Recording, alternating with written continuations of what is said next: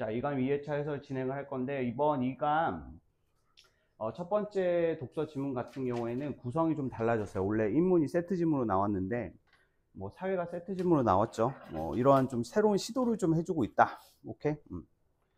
자, 일단은 그 인문 지문을 보면은 요거 연계 지문인데, 자, 수능특강 인문 07번 지문에 지식의 토대론이라는 지문이 있어. 자, 연계 양상을 보면은 인문 07 지식의 토대론이라는 지문이 있는데 그 내용이 한 50% 정도 연계되었다, 이렇게 보실 수가 있을 것 같아요. 그래가지고 이번에 이감 전체가 독서가 전반적으로 좀 연계가 많이 됐거든요. 그래서 연계 지문들 공부를 하신 분들은 연계율을 좀 체감을 하셨다고 한다면 독해 속도가 평상시에 비해서는 좀 빨랐다라는 걸 좀 느낄 수가 있었을 것 같아요. 맞죠? 그게 이제 연계 지문을 공부함으로써 얻게 되는 그 효과라고 볼 수가 있을 것 같아요. 맞죠? 절대적으로 연계 지문을 공부를 해야만 풀 수 있는 문제가 나온다, 뭐 이런 건 절대 아니지만 독서 시간을 줄여준다는 것 자체가 엄청나게 좀 메리트가 될 수 있다는 거겠죠. 맞나요? 자, 그러면 지문 독해에 들어가 보도록 하겠습니다. 자, 철학에서 지식은 정당화된 참인 믿음을 통해서 정의가 된대. 철학에서 지식에 대한 정의를 말하고 있죠. 자, 지식이란 정당화된 참인 믿음. 자, 같은 정보니까 범주화 시켜보고. 자, 흔히 믿음을 정당화할 때 다른 믿음을 근거로 삼는데, 모든 정당화가 그러하다면 근거로 삼은 믿음의 정당화를 위해서 또 다른 믿음이 필요한 상황이 계속되어 어떠한 믿음도 정당화되지 못하는 무한후퇴 문제가 발생한다.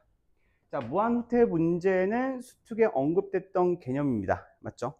어떠한 개념이 정당이 되려면, 어떠한 믿음이 정당화가 되려면 그 믿음의 인식적 근거가 있어야 되는데, 그러한 인식적 근거가 되는 것조차 하나의 믿음으로 볼 수가 있기 때문에, 그러한 인식적 근거에 믿음이 되는 것은 또 어떠한 인식적 근거에 믿음을 두어야 하는지에 대한 논증이 문제가 계속 발생을 한다라는 거야. 무슨 말인지 알겠어? 그래서 이러한 문제를 종식시키기 위해서 토대론자들은 다른 믿음에 의존하지 않고도 정당화될 수 있는 기초 믿음을 상정, 이런 개념을 만들어낸대. 이러한 개념을 이제 생각해내는 거야. 눈앞에 책상에 보이는 것이나 두통을 느끼는 것처럼 감각 경험을 통해 즉시 정당화될 수 있는 기초 믿음이 있기 때문에, 이에 근거하면 다른 믿음들도 정당화될 수 있다는 것이다. 그래서 첫 번째 문단은 이 믿음에 대한 무한후퇴 문제를 없애줄 수 있는 기초 믿음에 대한 개념이 설명되어 있습니다. 자, 됐죠? 자, 그러면은 우리가 저번 시간에도 말씀드렸듯이 이 첫 번째 문단의 정보는 맞죠? 글 전체적으로 계속 연결된다라고 했어. 그러니까 여기에서 이제 핵심이 되는 개념들, 지식은 뭐 이러한 개념이고, 자, 그리고 또 이러한 믿음에 관련해서는 이러한 문제가 있고, 이러한 문제를 해결하기 위해서 이러한 개념들이 만들어졌다. 이런 것들을 우리가 먼저 정리를 하고 넘어가면 좋겠죠. 자, 두 번째 문단 보겠습니다. 전통적으로 토대론자들. 이 글의 이제 핵심, 이 믿음에 관련된 주장을 펼치는 사람들이죠. 내재론의 입장을 취해왔어. 자, 내재론 정리해볼까요? 내재론에 따르면 정당화라는 건 뭐였죠? 그렇지, 정당화. 그러니까 토대론자들이 말하는 지식이란, 맞죠? 지식이란 인식 주체가 의식적으로 접근 가능한 내적 상태에 의존한다. 정당화의 전제 조건은 바로 내적 상태라는 개념이야. 그 내적 상태라는 것이 무엇이냐? 자, 어떠한 믿음이 정당화되려면 내면에서 그 이유를 의식할 수 있고 설명할 수 있어야 한다는 뜻이다. 자, 여기서 보시면 그 연결음이 고로 연결되고 있죠. 자, 이유를 의식할 수 있으면서 설명이 가능해야만 의식할 수 있고 설명이 가능한 것만이 무엇이 될 수 있다? 믿음이 될 수 있다라는 입장인 거야. 무슨 말인지 알겠어? 자, 엔드 조건이죠.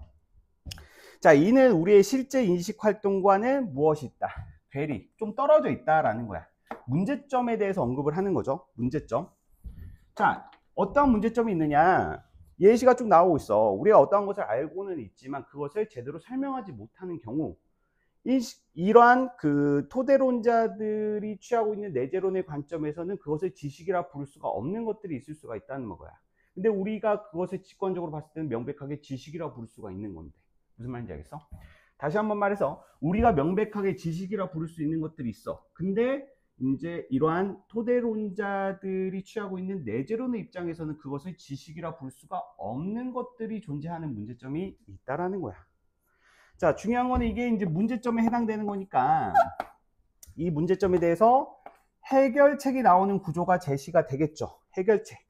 전형적인 PS 구조 맞나요? 자, 문제점 제시, 그 다음에 해결책. 자, 해결책 부분 볼까요?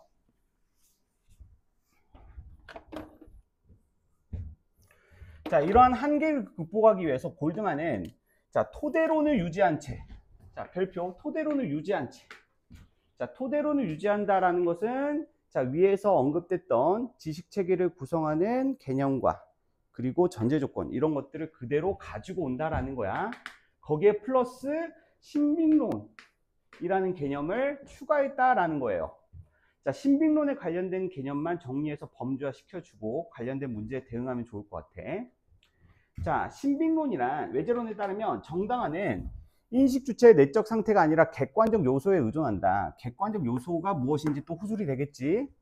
특히 신빙론은 정당화를 위해서 인식 주체가 이유를 의식할 필요가 없고 중요한 것은 이 믿음을 형성하는 인지 과정의 신빙성이 있다고 본다. 인지 과정의 신빙성. 인지 과정의 신빙성이라는 게 이 골드만이 말하는 객관적 요소, 인지에 있어서 필요한 객관적 요소라고 볼 수가 있어. 자, 그랬을 때 또 신빙성이란 또 무슨 개념이냐? 충분히 믿을 만한 정도를 뜻하며, 자, 골드만은 믿음 형성 과정에 참인 믿음들을 산출한 빈도가 높고 유사한 환경에서 참인 믿음을 산출할 가능성이 높아야 자, 신빙성이 있다고 본다. 자, 신빙성에 관련된 진술은 다 이렇게 묶어서 자, 보면 좋을 것 같아요. 맞죠? 자, 이 뒤에 건 예시입니다. 정상적인 온도계가 온도의 대부분 정확하게 측정하듯 신빙성 있는 인지 과정이라는 것은 참인 믿음을 산출하는 경향이 크다는 것이다. 자, 그에 따르면 믿음 형성 과정은 믿음 독립적인 믿음과 믿음 의존적 과정으로 나뉜다. 믿음의 형성 과정을 두 가지로 나눴는데, 자, 간단하게 뭐 해볼까? 이항독 해볼까? 믿음 독립적, 그다음에 믿음 의존적. 자, 시청각을 통해서 형성된 믿음은 다른 믿음에 의존하지 않는 믿음이므로 믿음 독립적이므로. 자, 여기서 보시면 골드만이 토대론 유지한 채 신빙론을 제안했는데,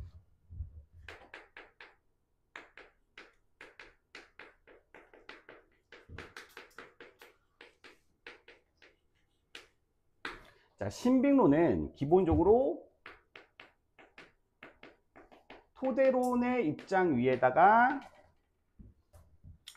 자, 신빙론이 입혀진 것이다 이렇게 생각을 해보면 좋을 것 같은데, 자, 토대론은 위에서 언급됐던 것이기 때문에 자, 신빙론에 관련된 진술만 좀 묶어보자면 이 신빙론이라는 것은 어떠한 그 믿음을 산출하는 과정에서 신빙성이 있어야 된다라는 것을 언급을 해주고 있어. 신빙성.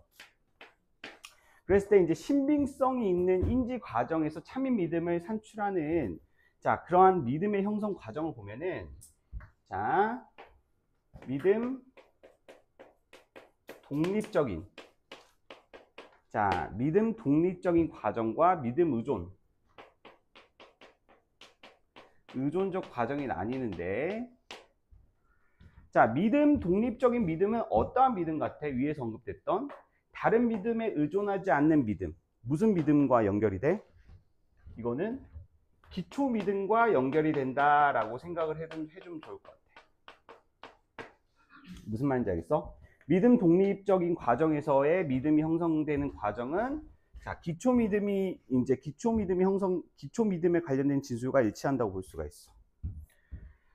자, 추론을 통해 형성된 믿음은 기존 믿음을 바탕으로, 여기서 기존 믿음이라는 것은 바로 독립적 믿음을 말하는 거죠. 독립적 믿음을 바탕으로 새롭게 얻은 믿음이므로 믿음 의존적이다. 자, 이런 기초 믿음을 통해 가지고 독립적인 믿음을 통해 가지고 만들어진 믿음이 자, 믿음 의존적인 믿음이다. 오케이? 의존적인 믿음이다. 자, 전자는 독립적인 믿음을 말하는 거죠. 감각의 일반적 신빙성 때문에 정당화될 수가 있으며 뭐가 될 수 있다? 스스로가 정당화될 수가 있다라는 거야. 맞지? 다른 믿음에 의존함이 없이 스스로 그 믿음 자체가 정당화될 수가 있다. 자, 후자는 의존적 과정에서 형성되는 믿음은 추론의 전제인 기존 믿음들이 정당화된 믿음이고, 추론 과정이 신빙성 있을 때 뭐가 될 수가 있다? 정당화될 수 있다. 이건 뭐가 있어? 조건이 있네, 조건. 무슨 말인지 알겠어? 자, 얘는 자체적으로 어떻게 될 수가 있어? 자체적으로. 얘는 자체적으로 스스로 정당화가 될 수가 있는데, 맞지? 그냥 감각기관에 의거해가지고 형성되는 그 믿음이기 때문에 얘는 스스로 정당화될 수가 있는데, 얘는 스스로 정당화될 수 없이 정당화가 되려면 두 가지 조건이 필요하다라는 거야. 정당화 되려면 어떠한 정당? 자, 기존 믿음들이 정당화된 믿음이고, 기존 믿음들이 정당화된 믿음이면서 두 번째 조건은 바로 뭐야? 자, 이 믿음이 추론되는 추론 과정에서 과정의 신빙성이 있어야 된다라는. 자, 그 두 개의 조건이 있어야지만 믿음, 의존적인 믿음이 형성될 수가 있다. 그러니까 뭐 이렇게 정리하는 게 중요한 게 아니라 독해 과정 속에서 얘네 두 개가 지금 뭔가 비교가 되고 있다라고 했을 때 차이점은 무엇일까 했을 때 그 차이점에 대한 진술로 이 부분을 좀 의식할 수 있었으면 된다라는 거야. 자, 근데 신빙성은 어떤 문제가 있대? 두 가지 문제가 있어요. 두 가지 문제. 자, 신빙론은 두 가지 문제가 있는데, 첫 번째 문제는 악령 사례. 자, 악령 사례라는 문제가 있는데, 자, 누군가 악령이라는 존재가 있어. 맞지? 초현실적인 존재죠. 우리의 감각 경험을 조작하고 있으나 우연히 경험들이 실제와 일치한다고 가정해 봤을 때, 신빙론에 따르면 이 조작된 경험에 비롯된 믿음들도 정당화되는 문제가 있어. 자, 근데 이는 우연에 의한 것이 아니라 적절한 인과적 연결로 형성된 믿음이어야만 정당화될 수 있다는 우리의 직관에 반해. 또한 어떠한 문제점이 있냐면 인식적 책임감에 대한 직관에도 반한다는 비판을 받아. 인식적 책임감. 자, 신빙론은 더 나은 증거나 사고방식을 의도적으로 무시했더라도, 우연히 신빙성을 갖게 된 인지과정으로 참인 믿음이 형성했다면 그것을 정당화된 것으로 본다는 거야. 맞지? 그러니까 두 가지 문제점이 있어. 자, 악령 사례에서 문제점은 이러한 문제점이 있고, 자, 그 다음에 인식적 책임감에 관련된 직관에 반한다는 비판은 이러한 문제점이 있다는 거야. 됐어? 그러니까 믿음의 형성 과정이 정당하기만 한다면 우리가 가지고 있는 인식적 직관과 반하는, 맞지? 믿음 형성 과정이라고 할지라도 그것을 믿음으로 보아야 한다라는 문제점이 있다라는 거예요. 그래서 골드만은 이러한 비판을 스스로 해결하기 위해서 어떻게 했어? 신빙성의 평가 조건을 정교화하여, 그렇지, 신빙성이라는 기존의 믿음이 정당화되는 과정을 조금 더 빡세게 만들었다는 거야. 진입장벽을 높게 만들었다는 거야.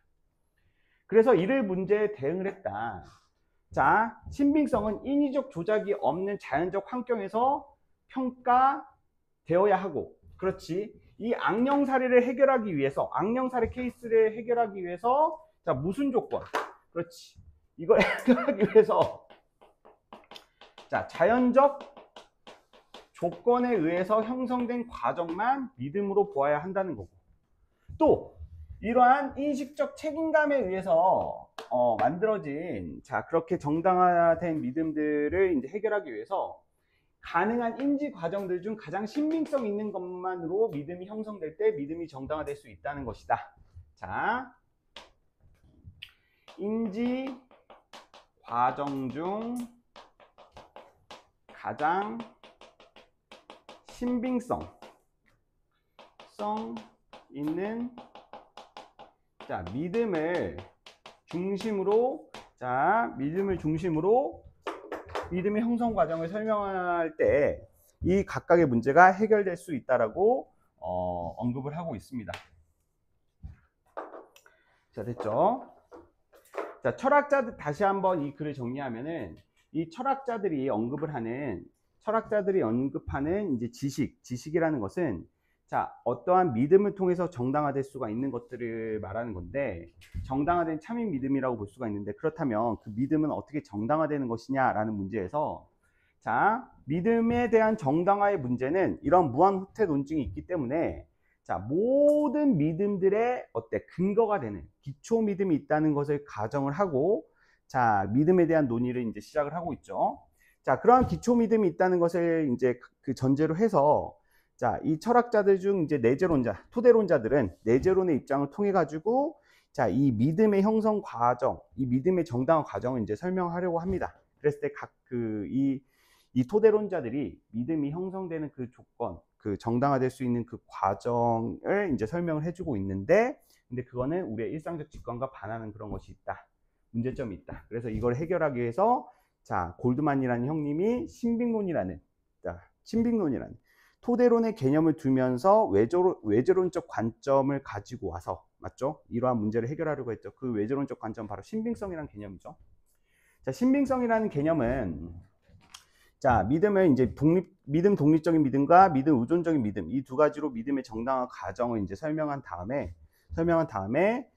이러한 믿음을 통해 가지고 각각 정당화될 수 있는 것들을 우리가 이제 믿음이라고 칭하자, 이렇게 설명을 했지만, 그러한 것들은 이러한 각각의 문제점에 부딪히고는 하는데, 그런 문제점조차 골드만 형님은 이러한 믿음의 정당화 과정을 좀 더 정교화시키는 방법을 통해서 해결하고 있다. 뭐 이렇게 보시면 좋을 것 같아요. 저번 주차 인문 지문보다는 조금 나았던 것 같아요. 뭐 당연한 소리인가? 그거는 지문이 2개였고 이건 하나이기 때문에 좀 간단하게 느꼈을 수도 있을 것 같은데, 아무래도 이제 요거를 좀 접하고 읽었으면 좀 수월하지 않았나 저는 생각이 됩니다. 내용 전개 방식 어렵진 않았던 것 같아요. 이론적 난점을 극복하기 위한 모색 과정을 고찰한다.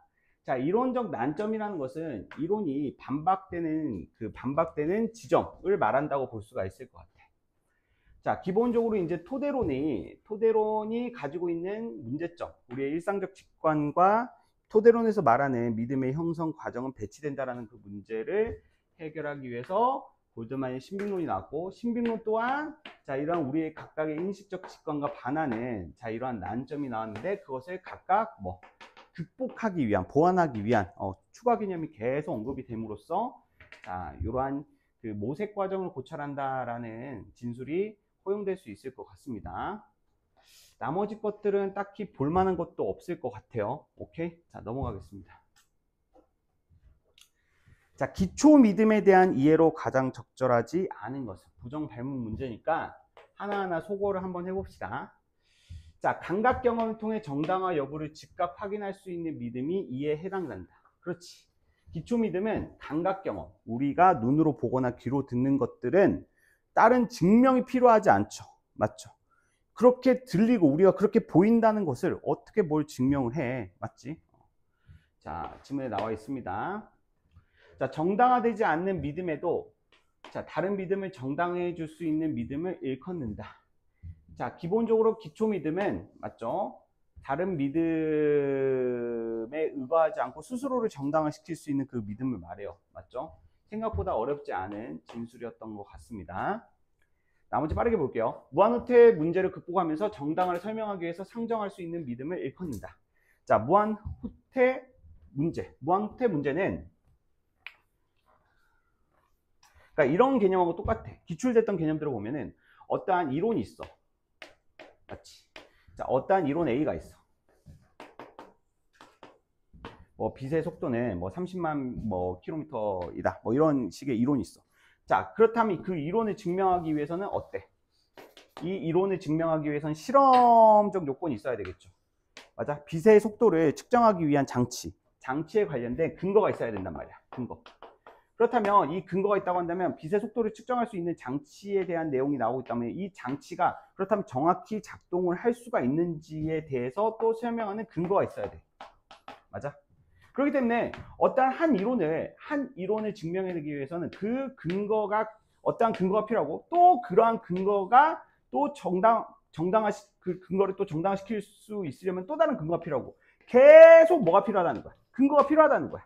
이게 이제 무한루트 논증이야. 무슨 말인지 알겠어? 그렇기 때문에 최종적으로는 어때? 어떠한 근거도 필요로 하지 않는 스스로를 정당화시킬 수 있는 그 믿음이 있어야지만 자, 우리가 믿음에 관련해서 논의할 수 있다라고 이제 설명을 하는 게 이제 토대론자들의 입장이라고 볼 수가 있을 것 같아요. 맞죠? 그러니까 어떠한 지식을 논할 때 그 지식의 기본적인 토대가 되는 맞지? 개념이 있다, 지식이 있다. 그게 바로 이제 기초 믿음의 개념이라고 보시면 될 것 같아요.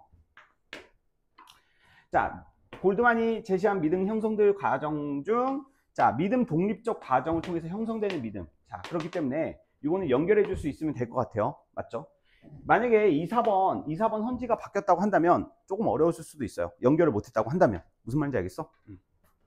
골드만에 따르면 참인 믿음을 산출할 가능성이 높은 상황에서 다른 믿음의 근거가 될 수 있는 믿음이다. 그렇죠. 다른 믿음의 근거가 될 수 있었어요. 그러니까 의존적 믿음의 근거가 될 수 있는 것이 믿음 독립적 믿음이라고 지문에서 명확하게 설명이 되고 있었죠. 자, 추론 문제 보도록 하겠습니다. 추론 문제. 추론 문제 별표 하나 쳐주고 부정말문이니까 하나하나 좀 보셔야 될 것 같아요. 자, 토대론자들 중 일부는 인식주체의 내적 상태를 검토함으로써 자, 믿음의 정당화 여부를 알 수 있다고 볼 것이다. 자, 이거는 뭐 어렵지 않았던 선택지였던 것 같아. 맞지? 자, 토대론자들의 일반적인 진술이기 때문에 1번은 맞죠? 1번 다 이거는 뭐 그렇게 어렵진 않았죠. 자, 2번부터 볼게요. 토대론자 중 일부는 인식 주체가 이유를 설명하지 못하는 믿음도 다른 기준에 의해서 정당화될 수 있다고 볼 것이다. 자, 물음표가 조금 생겼을 수도 있을 것 같은데, 자, 토대론자들은 내재론을 통해 가지고 이제 믿음이 형성되는 과정을 설명하려고 했는데, 그 토대론자들이 이제 설명하고 있는 믿음이 형성되는 그 과정은 그 인식 주체가 그것을 인지 가능해야 되고 그것을 설명 가능해야 한다라는 그 조건이 성립될 수 있으면 믿음이라고 볼 수가 있었어요. 맞죠? 근데 그것이 직면하고 있는 난점, 즉 문제점은 바로 뭐였어? 우리가 설명하지 못하고 의식하지 못하지만 알고 있는 것들도 지식이지 않느냐라는 그러한 문제에 봉착을 해가지고 뭐가 나왔어? 골드만이 나왔잖아. 그렇다고 한다면 인식 주체가 이유를 설명하지 못하는 믿음도 다른 기준에 의해서 정당화될 수 있다고 볼 것이다. 이거 틀린 거 아닌가? 아니야. 왜 아니냐면 얘도 누구야? 토대론자야. 무슨 말인지 알겠어? 얘도 토대론자이기 때문에 이 진술은 어때? 골드만의 입장에서 설명이 가능해. 무슨 말인지 알겠어? 인식 주체가 이유를 설명하지 못하는 믿음도 다른 기준. 무슨 기준? 신빙성의 기준. 맞아. 이런 외부적 객관성에 관련된 그 개념들을 이용을 해가지고 설명을 하고 있기 때문에 자, 골드만의 토대론자로 범주화시킬 수 있었다고 한다면 접근 가능한 선지. 오케이?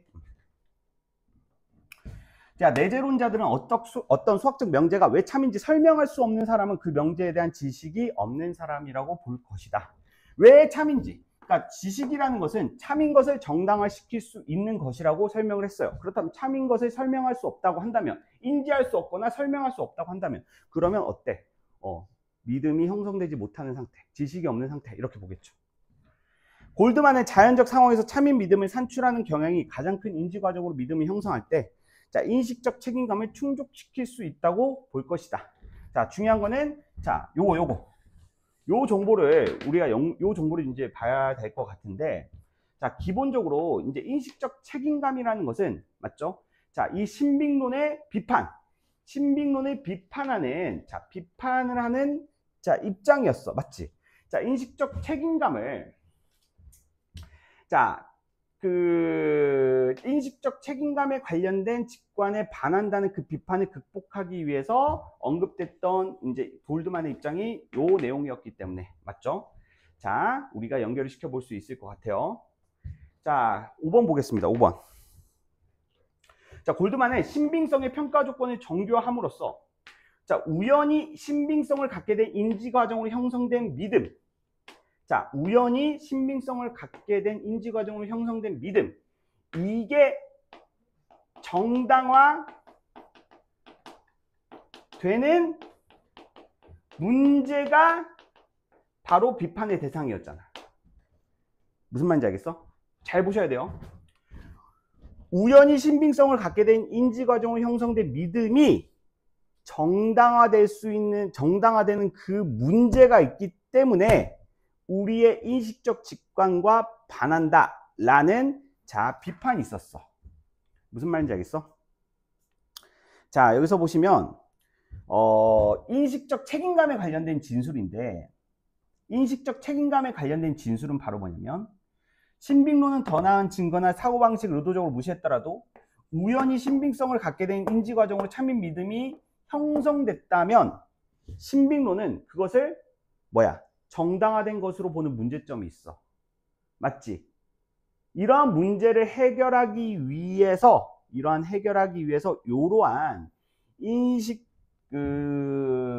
이러한 신빙성의 평가 조건의 정교화라는 해결책을 내세운 거잖아. 무슨 말인지 알겠어? 그렇기 때문에 신빙성의 평가 조건을 정교화하는 것은 해결책인데, 이러한 해결책은 왜 등장했느냐라고 했을 때 우연히 신빙성을 갖게 된 인지과정으로 형성된 믿음이 정당화되는 문제를 해결하기 위해서 이러한 해결책을 내세웠다 이렇게 봐야 되는데, 여기엔 좀 더 붙었죠. 그러한 믿음조차 정당화되지 못하는 문제라고 한다면 이건 문제가 아니야. 무슨 말인지 알겠어? 이러한 믿음들은 우리의 일상적 직관과 반하기 때문에 정당화되면 안 돼. 근데 신빙론의 입장에서는 이게 정당화되는 게 문제야. 그래서 이러한 것들이 정당화되지 않게 하기 위해서 믿음의 형성 조건을 좀 더 까다롭게 정교화했다라는 거야. 이해되니? 자, 그래서 이감스럽게 선지 구성을 잘 했다 이렇게 볼 수가 있을 것 같아요. 자, 넘어가겠습니다.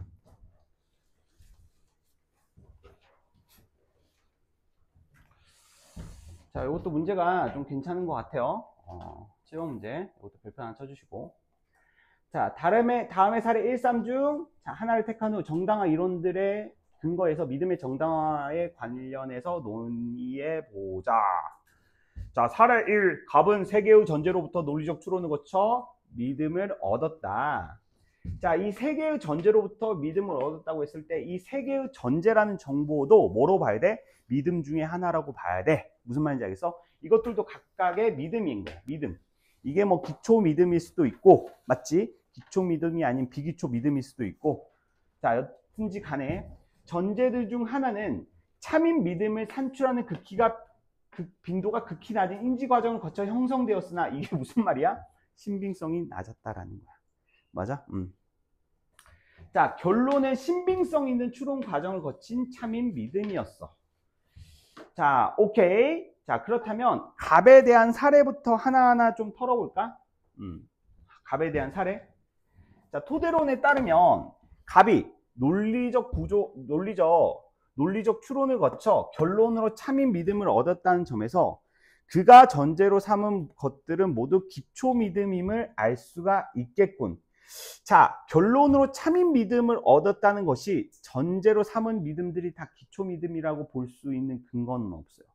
자, 여기서 보시면 이 세 개의 전제가 기초 믿음이라고 볼 수 있는 단서도 없고요. 맞죠? 이 세 개의 전제는 기초 믿음일 수도 있고, 즉 기초 믿음, 신빙성에 관련된 진술에 따르면 이게 무슨 믿음? 독립적인 믿음일 수도 있고 믿음 의존적인 믿음일 수도 있다라는 거야. 무슨 말인지 알겠어? 그렇기 때문에 얘가 기초 믿음, 즉 그 믿음 독립적인 믿음이라고 볼 수 있는 근거가 없기 때문에, 맞죠? 이걸 기초 믿음이라고 단정 지은 진술은 조금 답으로 성립되기 어렵다. 이렇게 보는 게 좀 일반적인 판단일 것 같아요. 자, 그 다음에 을 보겠습니다. 을은 과거 철학적 주장들을 전제로 논리적 추론에 거쳐 의식은 물리적 현상이라는 믿음을 형성했으나 현재 그 전제들의 내용이 무엇인지 기억하지 못한다. 이것도 본문에 있는 표현으로 바꿔볼까요? 기억하지 못한다는 말은 무슨 상황인 거야? 기억하지 못한다? 의식하지 못한다라는 말로 봐야 돼. 무슨 말인지 알겠어? 의식하지 못한다라는 진술로 봐야 되기 때문에 내재론의 입장에서는 이 사람은, 얘는 이 믿음을 어때? 정당화시킬 수 없다라고 볼 거라는 거야. 무슨 말인지 알겠어? 자, 내재론에 따르면 을의 믿음이 과거에 의식적으로 접근 가능했었던 주장들의 근거에 있다는 점에서 현재 그것을 기억하지 못함에도 그의 믿음은 정당화될 수 있겠군. 이건 조금 쉬웠네요. 자, 내재론자들에 의하면, 맞죠? 이제 지식이, 어떤 믿음이 정당화되기 위해서는 말씀드렸듯이 의식할 수 있어야 된다, 설명할 수 있어야 된다. 이제 두 개의 조건이야. 맞지? 두 개의 조건인데, 근데 사실 이 문제를 조금 더 섹시하게 내려고 했었다고 한다면, 기억하지 못한다라기보다는 이제 설명하지 못하니까, 맞죠? 설명하지 못함으로 믿음에 정당할 수 없겠군. 이렇게 만들었으면 좀 더 헷갈렸을 것 같아. 왜냐면 그 내재론자들이 믿음이 정당화되는 과정으로는 두 개의 엔드 조건이 있었단 말이야. 그 엔드 조건이라는 것은 두 개가 다 충족돼야 돼. 의식할 수 있으면서 설명할 수 있어야 된다. 근데 둘 중에 하나의 조건을 충족시키지 못해가지고 답이 되지 못한다라는 논리로 선지 구성을 했으면 좀 더 재밌었을 것 같은데 좀 아쉽다. 자, 3번 내재론에 따르면 병이, 자, 병의 사례가 좀 볼만했다. 병의 색상 구별 능력은 다른 사람들과 달리 특정 조명 아래서만 정확도가 95%이다. 반면 대부분이 정확히 구별하는 자연적 상황에서는 그 정확도가 30%에 불과하다. 자연적 과정에서 형성될 수 있는 믿음의 형성도는 어때? 신빙성이 좀 낮고 특정 상황에서 형성될 수 있는 믿음의 형성 과정에 대한 신빙성은 조금 높은, 좀 특이한 상황이에요. 맞죠? 자, 여기서는 어떠한 걸 연결시켜야 되냐면, 자, 병은 근데 자신이 그러하다는 사실을 모르고 있다라는 말도 연결시켜 봐야 되는데, 자, 사례 3이 사례 1, 2와는 달리 두 개의 정보를 연결시켜야 됐다라는 점에서 조금 어려웠다. 자, 일단은 병은 자신이 그러하다는 사실을 모르고 있다라는 것은 병은 스스로의 이러한 그 믿음을 형성하는 과정에 대한 부분들을 의식하지 못하고 있다라는 정보로 연결시켜 볼 수가 있어야 될 것 같고요. 또 자연적 상황에서는 정확도가 30%에 불과하다라는 것은 누구의 입장에서? 골드만의 신빙론에 따르면은, 맞죠? 이 자연적 조건에서 형성될 수 있는, 여기서 보시면 인위적 조작이 없는 자연적 상황에서 평가되어야 한다라는 신빙성의 정교화된 조건에 의하면, 자, 이건 어때? 특정 조명이라는 것은 자연적 환경이 아니죠. 자연적 환경이 아니야. 어떻게 보면 조작된 상황, 특정 상황으로 조작됐다라고 볼 수가 있어. 그렇다고 한다면 골드만에 의해서 봤을 때는 자연적 조건에 의한 신빙성이 형성된 정도가 낮기 때문에, 맞죠? 이 병의 색깔 구명 이 병이 어떠한 색상을 보고 이것이 무슨 색이다 라고 판단을 해서 믿음을 가지는 정도는 신빙성이 낮다라고 판단할 가능성이 높아요. 골드만 입장에서는. 무슨 말인지 알겠어요? 자, 그래서 그 내용을 바탕으로 해가지고 이제 3번과 4번을 좀 볼게요. 내재론에 따르면 병이 특정 조명 아래에서만 색상 차이를 제대로 인식한다는 점에서, 자, 색상에 대한 병의 믿음의 정당화는 특정 조명의 존재 여부에 의해서 달라지겠군. 자, 일단은 내재론에 따르면이라고 했어. 맞지? 자, 내재론에 따르면은 어떠한 개인이, 맞죠? 그 어떤 믿음의 인식적 정당화를 이루기 위해서는 두 가지 조건이 있다라고 했는데 계속 말씀드리죠. 얘는 무슨 상황이야? 그러한 사실을 모르고 있대. 스스로를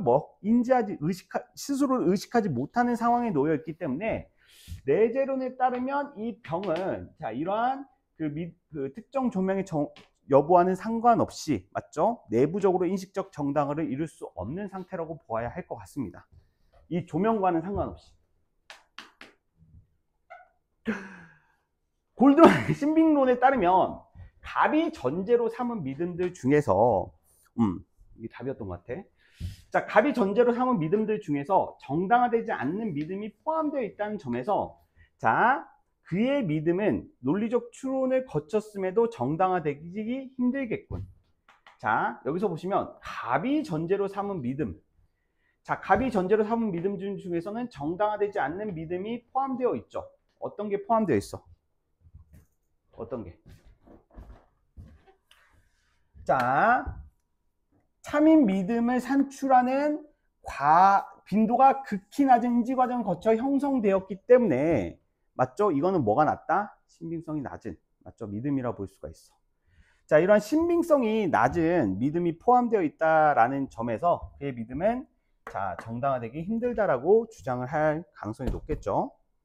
5번, 골드만 신빙론에 따르면 병의 색상 구별 정확도가 자연적 상황에서보다 특정 조명 아래에서 훨씬 높다는 점에서 색상에 대한 그의 믿음은 특정 조명 아래에서 더 정당화되겠군. 자, 골드만의 신빙론에 따르면 이 갑의 믿음이 정당화되기 위해서는, 맞죠? 물론 얘가 내재론의 토대를 두고 있어가지고 내재론의 관점으로 보더라도 그냥 무조건 컷이긴 하지만 애초에 내재론의 관점을 견지하고 있기 때문에 어찌 됐던 간에 골드만의 입장에서는 어때? 얘의 상황은 믿음이 정당화될 수 없는 과정이라고 설명을 하겠지만, 그걸 떠나서 신빙론의 관점으로 보자면 얘는 어때? 이 특정 조명 아래에서 정확도가 높다는 점을, 맞죠? 신빙성이 높다고 볼 거야?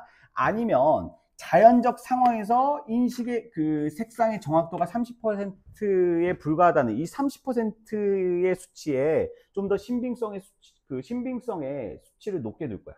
당연히 요거야, 요거. 그러니까 수치가 더 낮기는 하지만, 맞지? 어떠한 개인이 인식적 정당성을 얻기 위한 신빙성을 얻는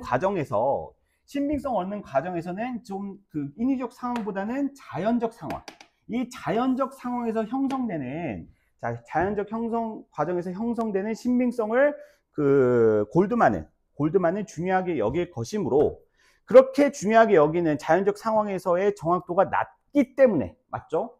낮기 때문에 인식적 믿음의 그 정당화 여부는 이제 특정 조명의 정확도에 근거를 두는 것이 틀렸다라고 볼 수가 있을 것 같아요. 자, 다시 한번 조금 제가 좀 어렵게 설명한 것 같아서 좀 더 깔끔하게 다시 한번 설명을 하면, 자, 병의 색상 구별 정도의 정확도가 자연적 상황에서 특정 조명 아래에서 높다는 점 자체는 골드만의 입장에서는, 자, 중요한 요소가 아니에요. 애초에 특정 상황에서 정당화될 수 있는 믿음이라고 할지라도 그것이 인위적인 조작 과정을 거쳐서 믿음이 정당화됐다고 한다면 우리의 의식적 직관과 반하는 그 문제점이 생기기 때문에, 골드만은 이러한 문제를 해결하기 위해서 어때? 인식의 정교화를 이루게 되었잖아. 무슨 말인지 알겠어? 그러니까 애초에 이 지점 어떠한 특정한 조건 하에서 믿음이 정당화되는 그러한 문제점들이, 우연히 정당화되는 그런 문제점들이 골드만이 해결하려고 하는 지점이었기 때문에 그러한 문제를 바탕으로 해서 골드만이, 자, 이런 믿음의 인식적 정당화를 이룬다라고 판단을 하는 것은 좀 근거가 맞지 않다, 이렇게 볼 수가 있어. 자기의 이론에 비판했던 내용을 근거로 해가지고 인식적 정당화, 자기가 주장을 한다는 말과 똑같다는 거야. 무슨 말인지 알겠니? 자, 아무튼 간에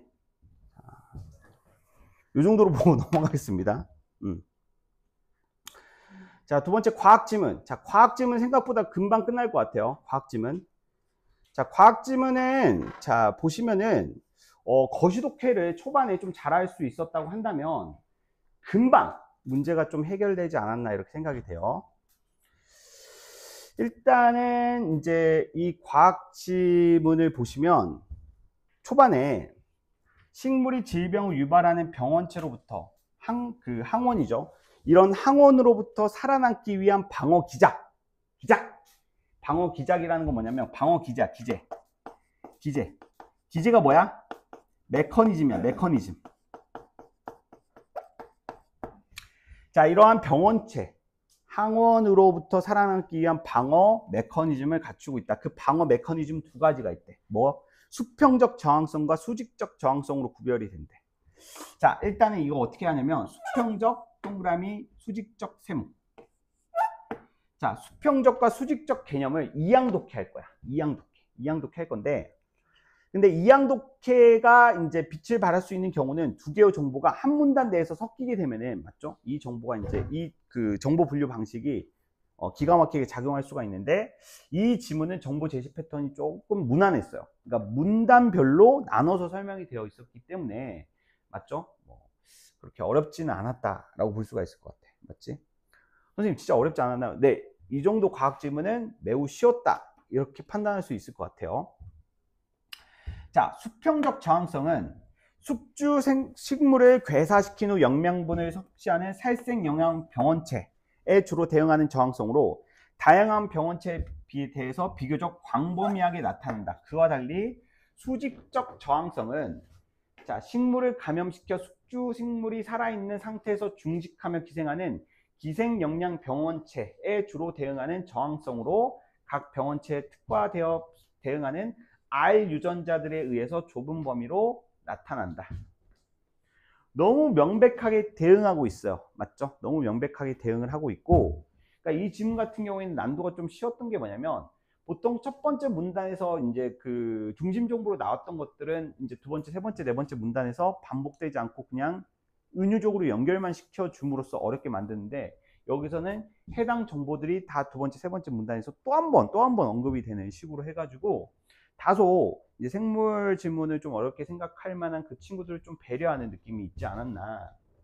원래 이감이 이러진 않는데, 이감이 원래 무자비하거든요. 맞죠? 근데 이번에 조금 많이 희석이 됐다. 맞지? 이 정도면 좀 아쉽다. 좀 더 어려웠어야 되는데. 자, 살생영양 병원체들을 비롯한 대부분의 병원체들. 자, 살생영양 병원체. 자, 동그라미를 비롯한 대부분의 병원체들은 종류와 무관하게 비슷한 구조를 띠는 병원체 생존의 필수적인, 자, 병원체 생존의 필수적인 병원체 연관 분자 패턴을 지닌다. 자, 보세요. 제가 여기에 밑줄을 친 이유는 뭐가 있었기 때문이야? 자, 개념어가 있었기 때문이야.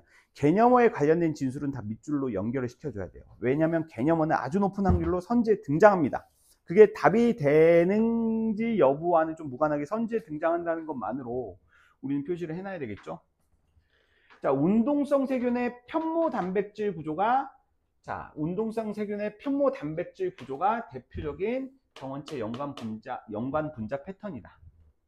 자, 식물의 패턴 인식 수용체가 무엇을? 그렇지, 운동성 세균의 편모 단백질. 자, 요것을 자, 감지하면 자스몬산이 합성이 되고, 잘 보세요. 지금 어디에서 시작된 정보냐면, 여러분, 뭐에서 시작된 정보예요? 살생영양 병원체들을 비롯한 대부분의 병원체들의 구조에 관련해서 설명을 해주고 있어. 이 말은 뭐냐면 무슨 저항성에 관련된 설명이 있을 거냐면 수평적 저항성에 관련된 메커니즘을 설명하겠다는 거야. 무슨 말인지 알겠어? 그래서 관련된 개념들은 다 동그라미로 어때? 그냥 범주화를 시켜버리는 거야. 알겠어? 식물의 패턴 인식 수용체가 이를 감지하면 자스몬산이 합성이 되고, 자, 이내 활성화된 자스몬산이 경로 조절 단백질인 COI1과 결합을 하면, 얘네 두 개가 결합을 하면 수평적 저항성의 작동 경로인 자스몬산 경로가 나타난다. 이 두 개가 합쳐져서 얘를 활성화시킨다. 자, 이는 COI1과 결합된 활성화된 자스몬산에 의해서, 자, 무엇이 활성화되면서 전사 조절 단백질 중 하나인 MIC2가 활성화되면서, 자, 그에 의해서 향균 단백질이 합성이 되고, 이 단백질이 독성 물질의 분비를 촉진하여, 자, 무엇을? 병원체를 사멸시키는 이 경로이다. 여기서 말하는 병원체는 무슨 병원체? 그렇지, 뭐 괴사 어쩌고저쩌고 병원체, 살생영양 병원체, 맞지? 이러한 병원체들을 참여시키는 경로이다. 오케이? 선생님, 근데 이렇게 동그라미로만 정보를 분류해 놓는 것이 과연 의미가 있나요? 네, 의미가 있습니다. 맞죠? 문제 푸는 과정에서 보도록 할게요. 그런데 진화의 과정에서 기생영양 병원체와 같은 일부 병원체들은, 선생님, 기생영양 병원체는 왜 세모했어요? 앞에서 나와 있습니다. 맞죠? 기생영양체에 작용하는 수직적 저항성, 뭐 이렇게 정보가 이제 연결되어 있었어요. 자, 식물의 수평적 저항성을 회피하기 위해서 비병원성 유전자를 획득했어. 맞지? 얘는 동그라미의 그 방어 기제 메커니즘을 회피하기 위해서, 무력화시키기 위해서 조금 발전된 단계다라고 볼 수가 있어. 발전됐다라고 볼 수가 있어. 이 유전자에 의해서 합성되는 비병원성 단백질은 식물 세포 내의 COI를 변형시켜 자스몬산 경로를 차단하는 기능을 한대. 무슨 말인지 알겠어? 자, 동그라미의 방어 기제 메커니즘을 무력화시키는 역할을 한대. 이에 대응하여 식물이 진화를 거치면서, 그렇지, 식물도 이제 진화를 하는 거야. 병원체도 진화를 하는 것처럼 식물도 진화를 해. 이놈의 새끼들 보소 이러면서 식물처럼 식물이 진화를 거치면서 얻은 것은 그러한 병원체와 관련된 R유전자래. 이 R유전자는 맞지? 자수본상 경로를 차단을 하는 비병원성 유전자를 발현하는 기생영양 병원체를 대응하기 위한 식물의 발전된 유전자라는 거야. 이 R유전자에 의해서 개별 병원체가 합성하는 비병원성 단백질에만 특이적으로 결합하는 R단백질이 합성이 돼요. 이 R단백질은 일종의 항체라고 볼 수가 있겠네요. 맞죠? 1대1로 대응을 하는 거니까 일종의 항체 역할을 하는 R단백질이 합성이 되어 수직적 저항성이 나타난다라는 거야. 일반적으로 개별 식물들은 다양한 종류의 병원체에 대응하기 위해서 각기 다른 다수의 R유전자를 지니고 있다라는 거예요. 맞죠? R유전자는 일종의 무슨 개념? 항체의 개념이기 때문에, 맞죠? 다양한 종류가, 맞지? 병원체의 종류에 맞게끔 1대1로 구비되어 있다. 이렇게 이렇게 이해를 해보면 좋을 것 같아요.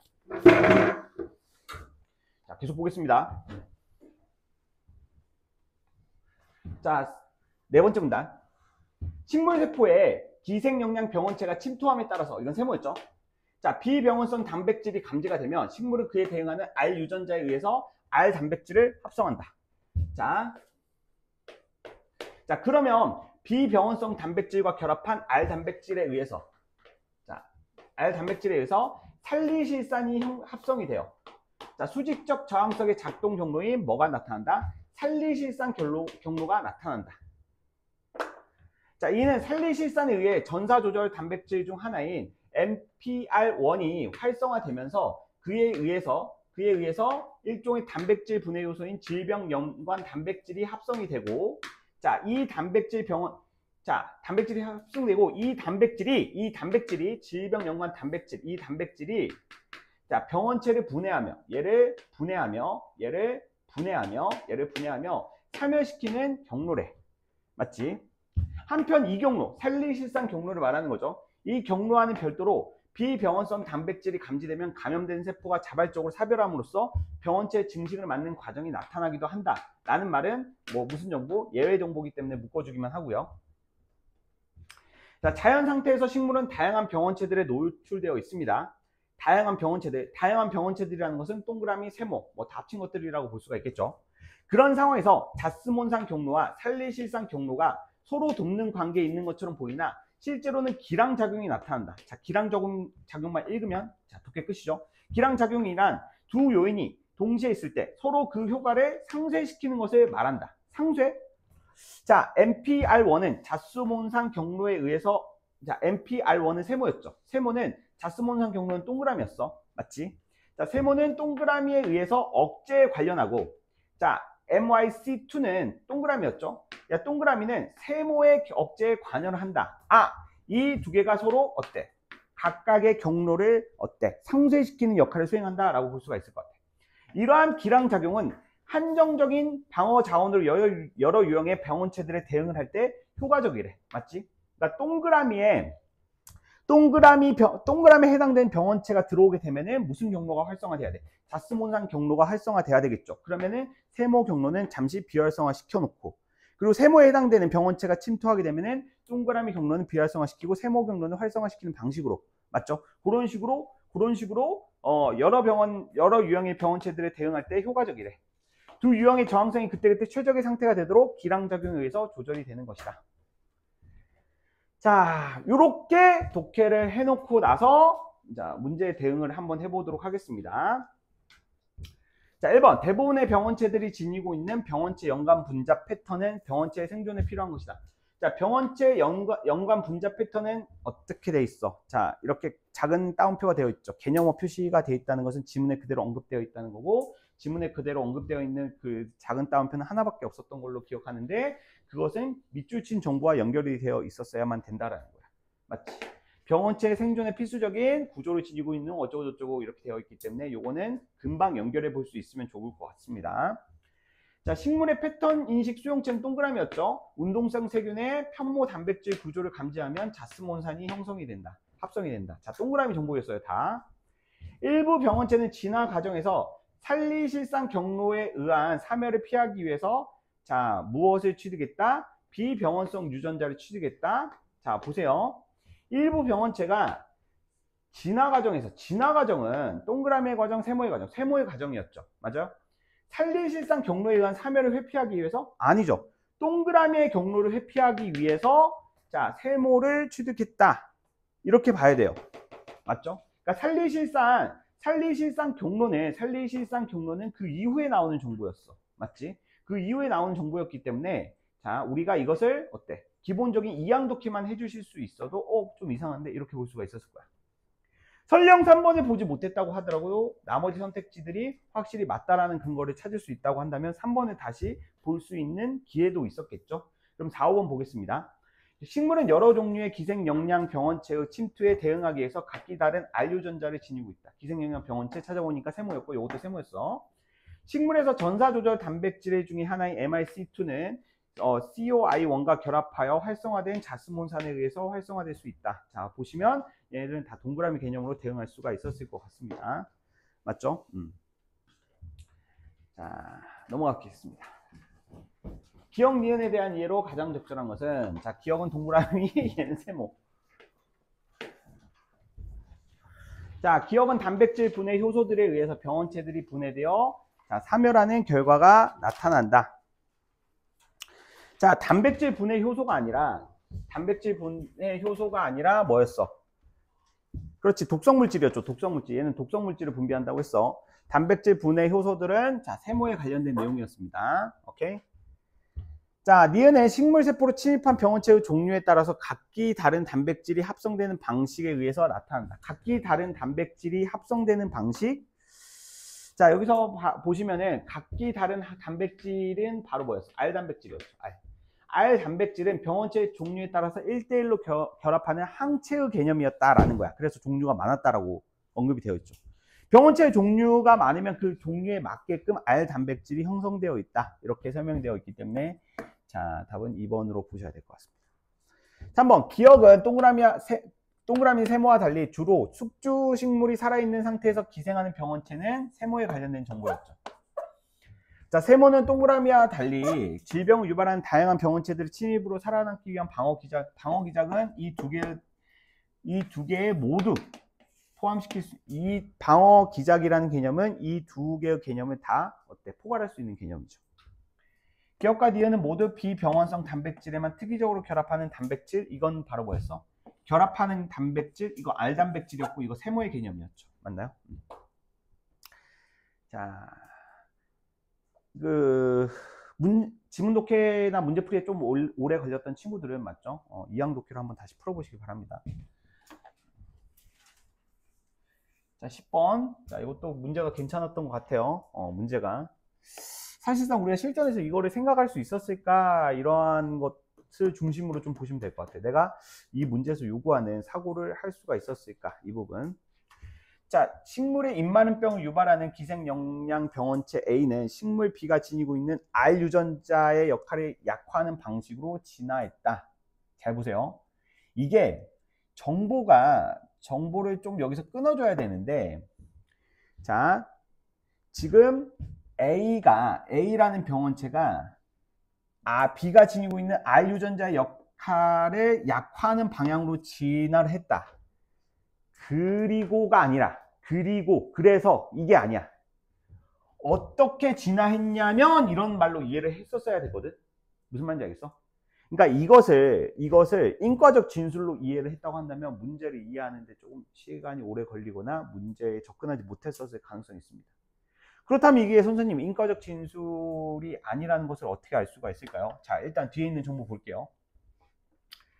A는 B의 세포들에 침투한 뒤 활성화된 자스몬산과 분자구조가 유사한 코로나틴을 대량 분비한다. 코로나틴이 뭔지 모르니까 네모해보죠. 코로나틴은 COI1과 잘 결합하며 그에 따라 유사 자스몬산 경로가 이어진다. 코로나틴은 짝퉁 자스몬산 경로를 활성화시킨대. 맞지? 자, 보세요. 자스몬산과 유사한 코로나틴을 분비함으로써 짝퉁 자스몬산 경로를 활성시킨대. 근데 자스몬산 경로는 동그라미에 대한 정보였어. 근데 R 유전자의 역할은 세모의 역할이었다고. 그러면 여기에서 이상함을 느꼈어야 돼. R 유전자의 역할을 약화시키는 방향으로 진화했다는 것은 R 유전자는 어때? 세모의 개념이잖아. 세모를 약화시키는 개념으로 진화를 했는데 그래서 동그라미가 이어진다라는 정보는 앞뒤가 안 맞지. 그래서 생각을 해봐야 돼. 동그라미의 경로를 유사하게 활성화시킴으로써 R 유전자, 세모의 개념을 약화시킬 수 있는 개념이 무엇일까? 이것을 활성화시킴으로써 동그라미의 경로를 활성화시킴으로써 R 유전자의 역할이 악화되는 정보가 무엇일까 도대체? 어떻게 해야지 이것의 경로 활성화가 이것의 역할을 약화시킬까? 긍정 발문이기 때문에 어느 정도 좀 정리를 하고 들어갔으면 좀 좋을 것 같아요. 단 유사 자스민산 경로는 향균 단백질이 합성되지 못한다는 점을 제외하고 자, 나머지 기능은 자스몬산 경로와 동일하다고 가정을 한다. 자, 그렇다면 자스몬산 경로가 이제 가지고 있는 기능 중에 하나인 향균 단백질의 합성을 제외하고니까 향균 단백질의 합성을 제외하고니까 여기서 언급하고 있는 자, 자스몬산 경로의 활성화에 대한 정보와는 상관없이 이어진다고 볼 수가 있어. 그러면 어디에서 또 자스몬산 경로에 대한 정보가 나와 있어? 여기도 있죠. 여기도 있죠. 여기. 자스몬산 경로를 차단하는 기능을 한다. 자, 차단하는 기능을 한다. 근데 이에 대응해서 식물이 진화를 거친 게 R 유전자였어. 근데 이거를 약화시킨대. 그럼 이 정도도 아니야. 그러면 어떻게 봐야 될까? 그랬을 때 밑에 뭐밖에 없어? 기량작용밖에 없어. 이건 무조건 기량작용 써야 돼. 왜냐면 잘 보세요. 이거 왜 기량작용 써야 되냐면 지금 기량작용이 지금 한 문단을 가지고 한 문단을 형성을 하고 있죠. 맞아? 이게 평가원에서는 지문에서 낭비하는 정보가 없다는 것을 생각을 해줘야 돼요. 평가원 지문에서는. 그래서 이 문제가 잘 만든 거야. 그러니까 기량작용은 지금 앞서 문제에서 8번, 9번에서 기량작용 개념 안 썼죠. 답의 근거로 사용하지 않았죠. 그러면은 이 기량작용을 쓰지 않으면 이 문단은 그냥 날리는 거라 다를 바가 없어. 평가원 지문에서는 그런 지문을 날리는 경우는 지문의 정보를 날리는 경우는 없다. 어떤 식으로든 기량작용을 연결시켰어야 된다. 기량작용은 바로 뭐야? 두 요인이 동시에 있을 때 서로 그 효과를 상쇄시키는 것을 말한다. 자, 그렇다면 자스몬산 경로가 활성화되어 있다고 한다면 뭐가 활성화되지 못한다는 거야? 세모가 활성화되지 못한다는 거야. 무슨 말인지 알겠어? 얘가 활성화되고 있으면 얘는 활성화되지 못하기 때문에 얘가 활성화되지 못한다는 것은 세모가 활성화되지 못하기 때문에 R 단백질이 약해지는 정보로 연결되는구나. 이렇게 연결시키는 수밖에 없었다라는 겁니다. 근데 그게 좀 어려웠죠. 어려웠지만 사고 과정은 그렇다. 분명히 기량작용에 대한 정보가 있었다. 하지만 8, 9번에서 그걸 쓰지 않았다. 그렇기 때문에 이것을 썼어야 된다. 오케이? 근데 사실 이거를 의식하기가 어렵죠. 막상 문제 풀 때는 이게 의식하기가 어려운데 이러한 문제를 이제 풀어봄으로써 맞죠? 이제 앞으로는 의식할 수 있으면 된다라는 거예요. 맞죠? 의식할 수 있겠어요? 쉽지가 않죠. 쉽지가 않으려면 근데 이게 좀 여유가 있어야 됩니다. 여유가 있어야 된다는 것은 이제 우리가 지문을 다 읽고 나서 각 문단에 대한 내용들을 글 읽고 나서 한 5초에서 10초 정도 시간을 좀 투자해서 각 문단의 중심 내용, 내가 방금 읽었던 것에 이 내용은 이거였고 이 내용이었구나, 이런 것들을 간단하게 좀 리마인드 해주는 과정에서 자, 그런 여유를 좀 가질 수 있을 것 같아요. 그래서 이제 자, 보면은 A가 B에서 원활하게 증식했다면, 자, A가 침입함에 따라서 B에서 합성된 R 단백질이 자스몬산 경로를 차단하는 기능을 했기 때문이라고 볼 수가 있겠군. 세모가 동그라미를 차단하는 기능. 애초에, 자, 이거는 이제 답이 될 수가 없죠. 자, A가 B에서 원활하게 증식했다면 실리실산 경로가 억제되는 기량작용에 따라서, 그렇지. 자, 요게 활성화됨으로써 요게 이제 억제가 됐죠. 그래서 B에서 요게 제대로 활성화되지 못했기 때문에 R 단백질이 약화되었다. 이렇게 이제 봐야 된다는 거죠. 그러니까 기량작용의 개념을 이제 갖고 왔었어야 된다. 자, 넘어가겠습니다. 자, 독서 지문, 마지막 지문 요거 한번 보겠습니다. 자, 요것도 연계 지문이었나요? 이것도 연계 지문이었나요? 이거 연계 지문이었어? 그런 것 같아요? 그런 것 같아요? 이거 연계 지문입니다. 연계 지문이요. 자, 이 감에서 이번에 연계 지문을 좀 많이 냈죠? 요거는 가글이 연계예요. 자, 가글이 연계인데 복합 갈래 이게 몇 번 지문이었지? 06번. 복합갈래 06번 지문에 있었던 그 법률의 해석에 관련된 진술이었습니다. 법률의 해석에 대한 진술.